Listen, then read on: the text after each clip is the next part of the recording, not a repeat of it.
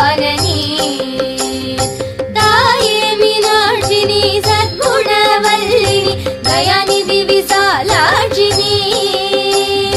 தரணியில் பெயர் பெற்ற பெரிய நாயகியும் நீ சரவணனை ஈந்தவளும் நீ பேய்களுடனாடினி அத்தனிட பாகமதில் பேரு பெற வளர்ந்தவளும் நீ பிரணவஸ்வரூபிணி பிரசன்னவல்லினி பிரிய உண்ணாமுலையும்